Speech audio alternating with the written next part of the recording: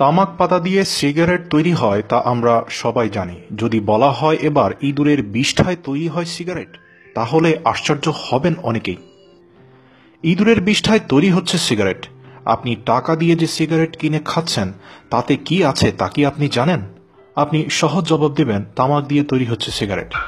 কিন্তু এবার শোনা যাচ্ছে অনেক সিগারেটের ভেতরেই থাকে ইঁদুরের বিষ্ঠা। এমন আশ্চর্যজনক কথা জানিয়েছে একটি গবেষণা প্রতিষ্ঠান।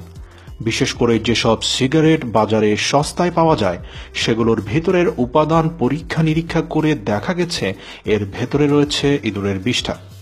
ইউনিভার্সিটি অফ সিডনির প্রফেসর সিমন চ্যাপম্যান দিয়েছেন এক ভয়ঙ্কর তথ্য।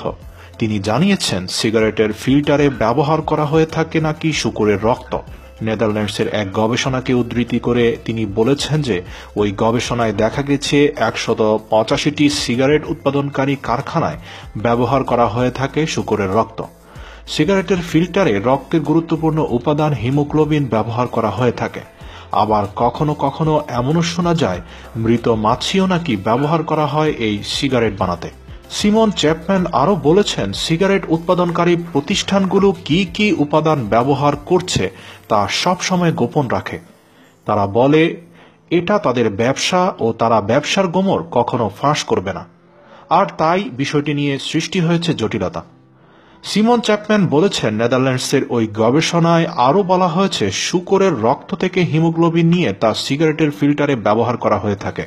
গ্রিসের সিগারেট উৎপাদনকারী একটি প্রতিষ্ঠান শূকরের হিমোগ্লোবিন ব্যবহারের বিষয়টি খোলামেলা ইতিমধ্যে স্বীকার করে নিয়েছে। শূকরের রক্ত বা ইঁদুরের বিষ্ঠা যাই থাকুক না কেন, ধূমপায়ীদের কি তাতে আসে যাবে? অন্তত এটিকেও নিশ্চিত করে বলতে পারবেন না।